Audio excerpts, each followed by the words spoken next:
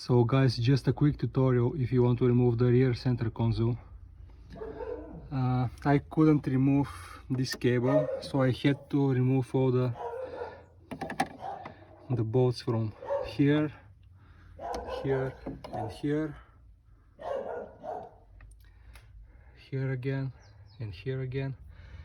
It should be like 6 in total.